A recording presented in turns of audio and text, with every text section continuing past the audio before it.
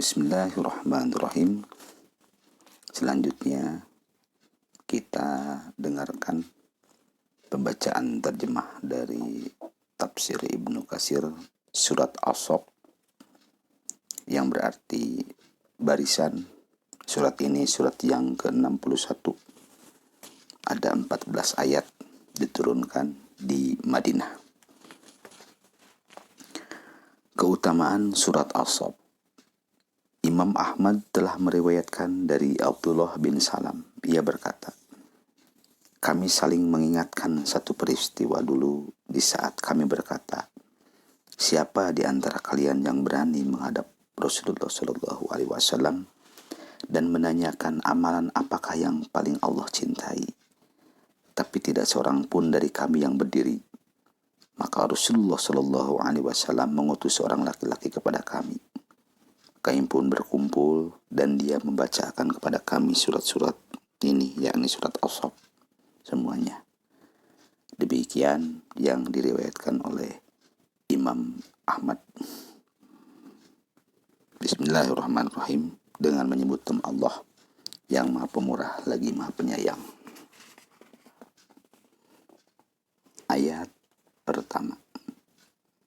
Bertasbih kepada Allah apa saja yang ada di langit dan apa saja yang ada di bumi, dan dialah yang maha perkasa lagi maha bijaksana. Wahai orang-orang yang beriman, mengapa kamu mengatakan apa yang tidak kamu perbuat? Amat besar kebencian di sisi Allah bahwa kamu mengatakan apa-apa yang tidak kamu kerjakan. Sesungguhnya Allah menyukai orang-orang yang berperang di jalannya dalam barisan yang teratur seakan-akan mereka seperti suatu bangunan yang tersusun kokoh.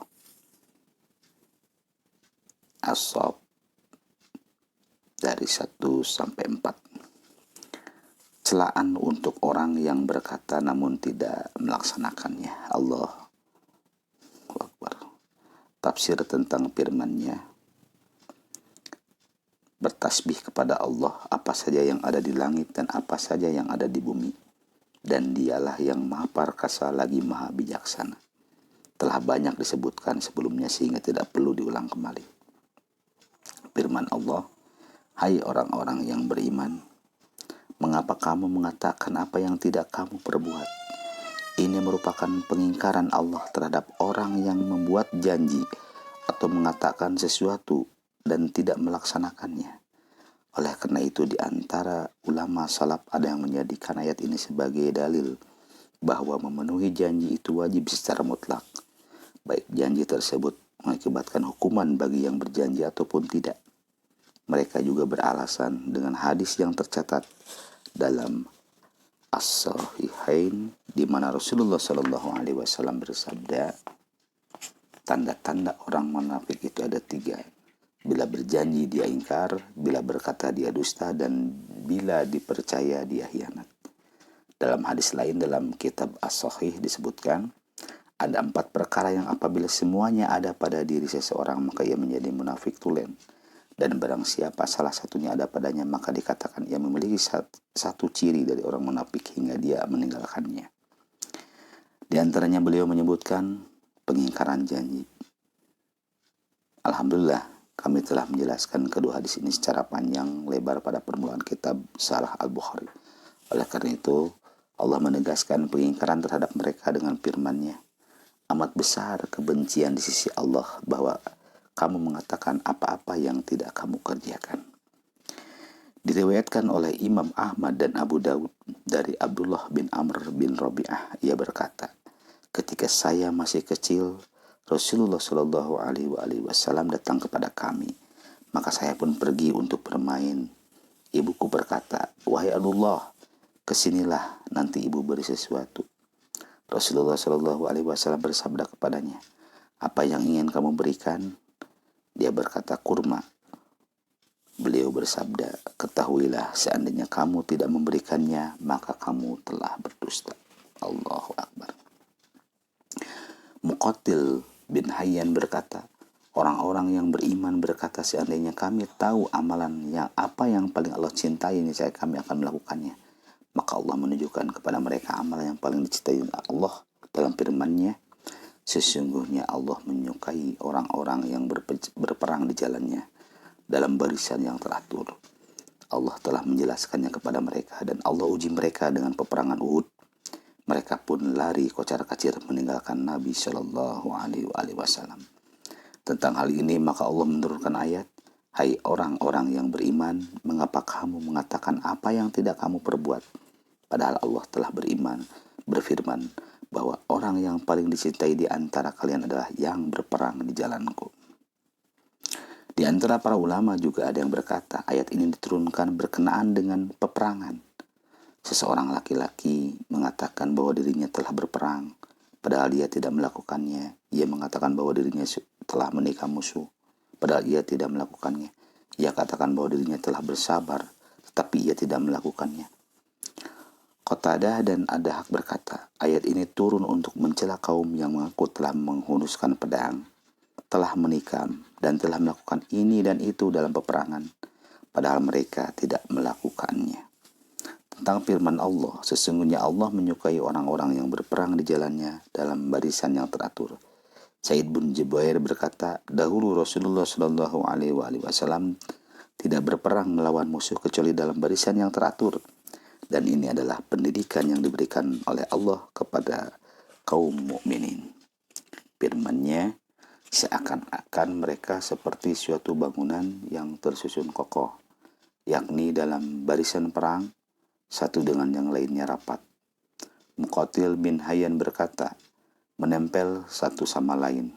Ibnu Abbas radhiyallahu ta'ala berkata tentang firman-Nya, seakan-akan mereka seperti suatu bangunan yang tersusun kokoh. Artinya, yang teguh dan tidak goyah, saling menempel satu sama lain. Selanjutnya As-Saff ayat 5-6. Dan ingatlah ketika Musa berkata kepada kaumnya, hai kaumku, mengapa kamu menyakitiku sedangkan kamu mengetahui bahwa sesungguhnya aku adalah utusan Allah kepadamu? Maka tatkala mereka berpaling dari kebenaran, Allah memalingkan hati mereka dan Allah tidak memberi petunjuk kepada kaum yang fasik. As-Saff ayat 5. Dan ingatlah ketika Isa putra Maryam berkata, hai Bani Israel, sesungguhnya aku adalah utusan Allah kepadamu, membenarkan kitab yang turun sebelumku yaitu Taurat, dan memberi kabar gembira dengan datangnya seorang Rasul yang akan datang sesudahku, yang namanya Ahmad atau Muhammad Rasulullah SAW. Maka tatkala Rasul itu datang kepada mereka dengan membawa bukti-bukti yang nyata, mereka berkata, ini adalah sihir yang nyata. As-Saff ayat 6. Ungkapan Nabi Musa kepada kaumnya atas gangguan yang mereka timpakan kepadanya, dan Allah memalingkan hati mereka.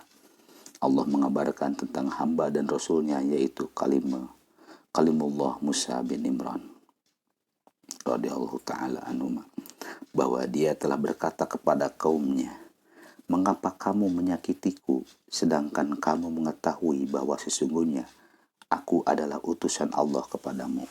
Yakni mengapa kalian terus-menerus menyakitiku sedangkan kalian tahu kejujuran risalah yang kubawa. Ayat ini merupakan hiburan bagi Rasulullah Shallallahu Alaihi Wasallam terhadap perilaku yang telah dilancarkan oleh orang-orang kafir kepadanya, baik dari kalangan kaumnya sendiri atau Quraisy maupun dari pihak lain. Dengan ayat ini Allah memerintahkan untuk bersabar. Oleh karena itu Rasulullah Shallallahu Alaihi Wasallam bersabda, semoga Allah merahmati Musa karena dia telah disakiti lebih dari ini dan dia tetap bersabar. Ayat ini juga berimplikasi bahwa kaum mukmin dilarang menyakiti hati Nabi Shallallahu Alaihi Wasallam, bagaimana firman-Nya, hai orang-orang yang beriman, janganlah kamu menjadi seperti orang-orang yang menyakiti Musa. Maka Allah membersihkannya dari tuduhan-tuduhan yang mereka katakan, dan adalah dia seorang yang mempunyai kedudukan terhormat di sisi Allah. Al-Ahzab ayat 69. Firman-Nya, maka tatkala mereka berpaling dari kebenaran Allah, maka Allah memalingkan hati mereka, yakni ketika mereka tidak mengikuti kebenaran sementara mereka mengetahuinya, maka Allah akan memalingkan hatinya dari petunjuk dan menanamkan kegelisahan serta keraguan-raguan dalam hati mereka. Sebagaimana Allah berfirman, dan begitu pula kami memalingkan hati dan penglihatan mereka, seperti mereka belum pernah beriman kepada Al-Quran pada permulaannya. Dan kami biarkan mereka bergelimang dalam kesesatannya yang sangat. Al-An'am ayat 110.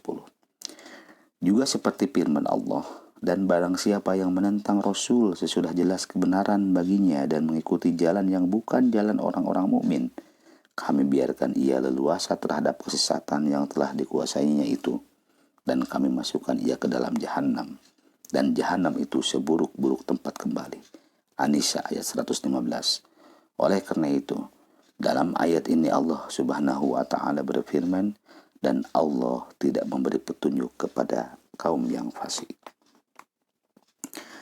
Kabar gembira yang disampaikan Nabi Isa tentang akan datangnya Nabi Muhammad Shallallahu Alaihi Wasallam dengan menyebutkan namanya Ahmad, firman Allah, dan ingatlah ketika Isa putra Maryam berkata, "Hai Bani Israel, sesungguhnya aku adalah utusan Allah kepadamu, membenarkan kitab yang turun sebelumku yaitu Taurat, dan memberi kabar gembira dengan datangnya seorang Rasul yang akan datang sesudahku, yang bernama Ahmad atau Muhammad Sallallahu Alaihi Wasallam." Maksudnya, seakan-akan Isa alaihissalam berkata, kitab Taurat telah memberi kabar gembira tentang kedatangan aku, dan akulah bukti dari kabar gembira itu. Aku pun memberi kabar gembira tentang kedatangan Nabi setelahku, yaitu seorang Rasul, Nabi yang ummi, seberbangsa Arab dari Mekah dan bernama Ahmad. Nabi Isa Shallallahu Alaihi Wasallam, Nabi Isa alaihissalam adalah Nabi penutup Bani Israel. Dia telah tinggal di tengah-tengah Bani Israel dan menyampaikan kabar gembira perihal kedatangan Muhammad Rasulullah Shallallahu Alaihi Wasallam, yaitu Ahmad, penutup para nabi dan rasul. Tidak ada nabi dan rasul lagi setelahnya. La nabiya ba'dah. Betapa bagusnya hadis yang diriwayatkan oleh Imam Al-Bukhari dari Jubair bin Mut'im. Ia berkata, saya telah mendengar Rasulullah Shallallahu Alaihi Wasallam bersabda, saya memiliki banyak nama. Saya bernama Muhammad, Ahmad, Al-Mahi, dan dengan Allah menghapuskan kekufuran. Al-Mahi itu ya, aku. Al-Hashir, yang mengumpulkan, di mana seluruh manusia akan dikumpulkan pada hari kiamat di hadapanku. Dan aku Al-Aqib, penutup, yakni penutup Nabi dan Rasul. Diriwayatkan pula oleh Muslim yang senada dengannya dari jalur Az-Zuhri. Diriwayatkan oleh Muhammad bin Ishaq dari Khalid bin Ma'dan dari para sahabat Rasulullah Shallallahu Alaihi Wasallam bahwasanya mereka telah berkata, wahai Rasulullah, kabari kami tentang dirimu. Beliau bersabda, saya adalah pengabulan bagi doa bapakku Ibrahim, dan kabar gembiranya Isa, ibuku bermimpi ketika mengandungku, seolah-olah cahaya keluar dari dirinya menerangi istana-istana Busra yang ada di negeri Syam. Hadis ini bersanad jayyid atau baik, dan diriwayatkan juga dengan banyak versi sebagai penguatnya. Diriwayatkan oleh Imam Ahmad dari Al-Irbad bin Sariyah yang mengatakan bahwa Rasulullah Shallallahu Alaihi Wasallam bersabda, sesungguhnya aku di sisi Allah adalah penutup para nabi, dan sesungguhnya Adam mesti terlempar atau diturunkan ke tanahnya bumi, dan saya akan mengabarkan kepada kalian tentang permulaannya. Aku adalah pengabulan doa dari bapakku Ibrahim, kabar gembira yang disampaikan Isa, buah dari mimpi ibuku, dan demikian juga ibunya para nabi melihatnya. Imam Ahmad juga telah meriwayatkan dari Abu Umamah. Ia berkata, wahai Rasulullah, bagaimanakah awal perkara engkau? Beliau bersabda, aku merupakan permohonan dari doa bapakku Ibrahim, kabar gembira yang disampaikan Isa, dan ibuku bermimpi bahwa seakan-akan telah keluar darinya cahaya yang menerangi istana-istana yang ada di Syam. Diriwayatkan oleh Imam Ahmad dari Abdullah bin Mas'ud radhiyallahu taala an berkata, Rasulullah mengutus kami ke An-Najasyi, dan kami berjumlah sekitar 80 orang. Di antaranya adalah Abdullah bin Mas'ud, Ja'far, Abdullah bin Urfuthah, Utsman bin Maz'un, dan Abu Musa. Mereka pun mendatangi An-Najasyi. Sementara kaum Quraisy mengutus Amr bin Al-As dan Umarah bin Al-Walid dengan membawa hadiah. Ketika mereka berdua menghadap An-Najasyi, mereka berdua bersujud untuknya, lalu mereka memutar ke kanan dan ke kiri. Setelah itu mereka berdua berkata kepada An-Najasyi, sesungguhnya beberapa orang dari kaum kami telah memasuki wilayahmu dan mereka membenci kami dan agama kami. An-Najasyi berkata, di mana mereka? Mereka berdua, mereka ada di wilayahmu. Jadi kirimkanlah utusan kepada mereka. An-Najasyi pun mengutus utusan untuk memanggil mereka. Ja'far berkata, hari ini saya adalah juru bicara kalian. Maka mereka pun mengikutinya. Dia memberi salam dan tidak sujud. Mereka berkata kepadanya, mengapa kamu tidak sujud kepada raja? Dia berkata, kami hanya sujud kepada Allah yang maha perkasa lagi maha mulia. An-Najasyi berkata, apa itu? Dia berkata, Allah telah mengutus Rasulnya kepada kami, maka beliau memerintahkan kepada kami untuk sujud hanya kepada Allah. Ia juga memerintahkan kami untuk melaksanakan salat dan menunaikan zakat. Amr bin Al-As berkata, mereka memperselisihkan tentang Isa putra Maryam. An-Najasyi berkata, bagaimana pendapat kalian tentang Isa bin Maryam dan ibunya? Dia berkata, pendapat kami sebagaimana yang difirmankan oleh Allah, dia adalah kalimatullah, ruh ciptaannya yang ditiupkan kepada Maryam, seorang perawan yang tidak pernah dijamah manusia dan belum pernah melahirkan anak sebelumnya. An-Najasyi pun mengangkat sebuah tongkat seraya berkata, wahai para penduduk Habasyah, para pendeta dan para rohib, demi Allah, tidak ada perkataan yang lebih dari apa yang kami yakini, yakni sama dengan keyakinan kami. Selamat datang kami ucapkan kepada kalian dan kepada Rasul yang mengutus kalian. Saya bersaksi bahwa dia adalah utusan Allah. Dialah yang kami temukan di kitab Injil. Dialah yang dikabarkan sebagai berita gembira oleh Isa putra Maryam.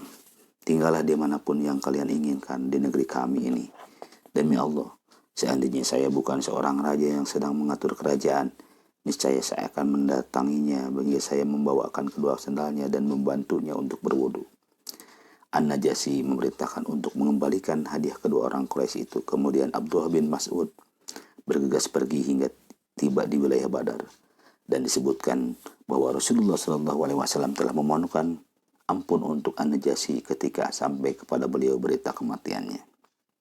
Firman Allah, maka tatkala Rasul itu datang kepada mereka dengan membawa bukti-bukti yang nyata, mereka berkata, ini adalah sihir yang nyata.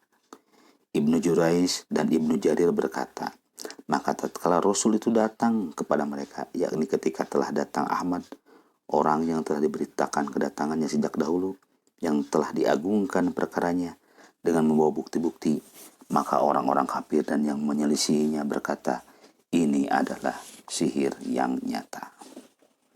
Selanjutnya, As-Saff ayat 7-9. Dan siapakah yang lebih zalim daripada yang mengada-adakan dusta terhadap Allah sedang dia diajak kepada agama Islam, dan Allah tidak memberi tunjuk kepada orang-orang yang zalim.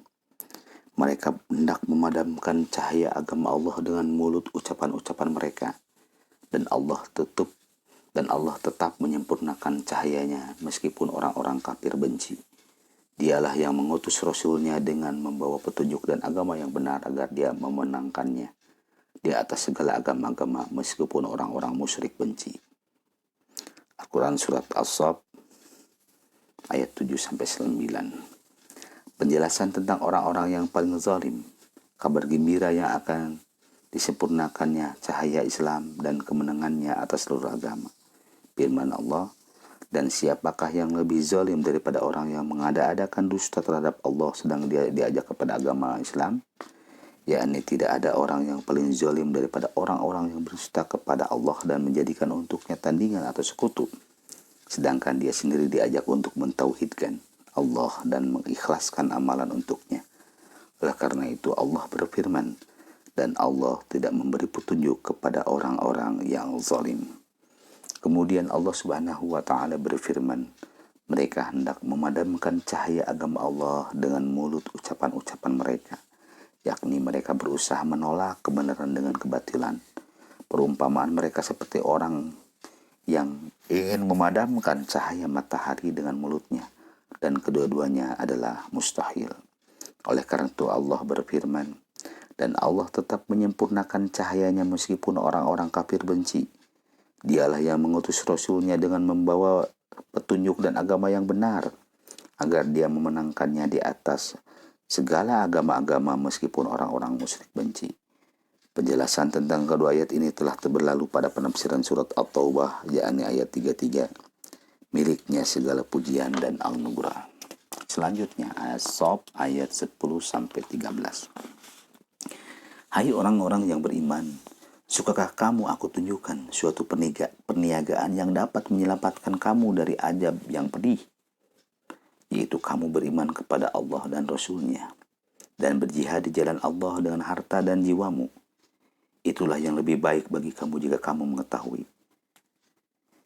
Niscaya Allah akan mengampuni dosa-dosamu dan memasukkan kamu ke dalam surga yang mengalir di bawahnya sungai-sungai, dan memasukkan kamu ke tempat tinggal yang baik di dalam surga Aden. Itulah keberuntungan yang besar. Dan ada lagi karunia yang lain yang kamu sukai, yaitu pertolongan dari Allah dan kemenangan yang dekat waktunya. Dan sampaikanlah berita gembira kepada orang-orang yang beriman. Quran Surat As-Saff ayat 13. Perniagaan yang menyelamatkan dari siksaan yang pedih telah disebutkan sebelumnya di hadis Abdullah bin Salam, bahwa para sahabat ingin bertanya kepada Rasulullah SAW tentang perbuatan yang terbaik untuk diamalkan. Maka Allah memutuskan atau menurunkan surat ini, dan diantaranya adalah firman Allah, hai orang-orang yang beriman, sukakah kamu aku tunjukkan suatu perniagaan yang dapat menyelamatkan kamu dari azab yang pedih. Kemudian Allah menjelaskan tentang perniagaan agung yang tidak akan merugi, yang akan mengantarkan pelakunya kepada yang diinginkan serta menjauhkannya dari mara bahaya. Allah berfirman, yaitu kamu beriman kepada Allah dan Rasul-Nya dan berjihad di jalan Allah dengan harta dan jiwamu. Itulah yang lebih baik bagi kamu jika kamu mengetahuinya, yakni lebih baik dari perdagangan dunia dan bersusah payah untuk tujuan dunia saja. Kemudian Allah Subhanahu wa Ta'ala berfirman, niscaya Allah akan mengampuni dosa-dosamu. Maksudnya, jika kalian melakukan perintahku dan melakukan apa yang aku tunjukkan kepada kalian, niscaya aku akan mengampuni kalian dan memasukkan kalian ke dalam surga. Oleh karena itu Allah berfirman, dan memasukkan kamu ke dalam surga yang mengalir di bawah-bawahnya sungai-sungai, dan memasukkan kamu ke tempat tinggal yang baik di dalam surga Aden. Itulah keberuntungan yang besar. Setelah itu Allah berfirman, dan ada lagi karunia yang lain yang kamu sukai, yakni aku akan menambahkan sesuatu yang kalian sukai, yaitu pertolongan dari Allah dan kemenangan yang dekat waktunya. Maksudnya, jika kalian berperang di jalannya demi menolong agamanya, maka Allah akan menolong kalian. Ayat ini sebagaimana yang Allah firmankan di ayat lain, hai orang-orang yang beriman, jika kamu menolong agama Allah, niscaya Dia akan menolongmu dan meneguhkan kedudukanmu. Quran Surat Muhammad ayat 7. Juga firman Allah, sesungguhnya Allah pasti menolong orang yang menolong agamanya, sedang sesungguhnya Allah benar-benar maha kuat lagi maha perkasa. Al-Hajj ayat 40. Firman Allah, dan kemenangan yang dekat waktunya, yakni secepatnya. Jadi, tambahan kenikmatan ini adalah kebaikan dunia yang bersambung sampai ke alam akhirat. Hal ini dijanjikan bagi siapapun yang taat kepada Allah dan Rasul-Nya, serta menolong agamanya. Oleh karena itu Allah berfirman, dan sampaikanlah berita gembira ini kepada orang-orang yang beriman. Selanjutnya, As-Saff ayat 14.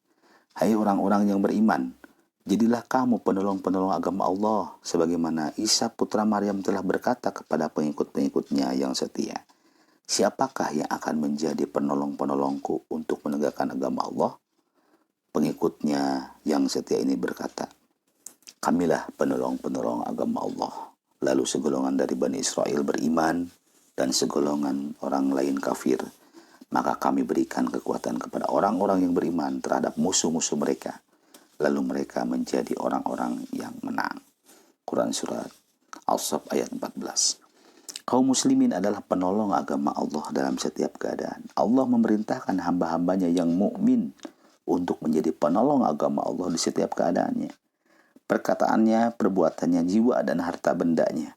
Mereka juga diperintahkan untuk taat kepada Allah dan Rasulnya sebagaimana para pengikut Isa patuh kepada Isa ketika ia bertanya, siapakah yang akan menjadi penolong-penolongku untuk menegakkan agama Allah? Yakni siapakah penolongku dalam berdakwah di jalan Allah? Pengikut-pengikut yang setia itu berkata, artinya Hawariyun itu adalah pengikut setia Nabi Isa Nabi Isa alaihissalam.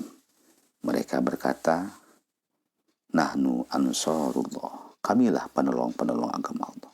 Yakni kamilah yang akan menjadi penolong dan pendukungmu dalam menyampaikan risalah. Oleh karena itu Nabi Isa mengutus mereka untuk menyuruh manusia yang ada di negeri Syam, yakni orang-orang Yahudi dan orang-orang Yunani. Demikian juga yang dilakukan Rasulullah SAW ketika musim haji tiba.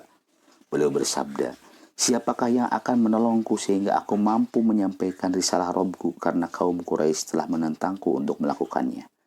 Akhirnya Allah Subhanahu wa taala menakdirkan kaum Aus dan Khazraj dari Madinah sebagai penolong beliau. Kemudian mereka berbaiat, berjanji setia kepada beliau untuk menolong beliau. Mereka berjanji kepada beliau akan menjaganya dari gangguan bangsa Arab dan selainnya.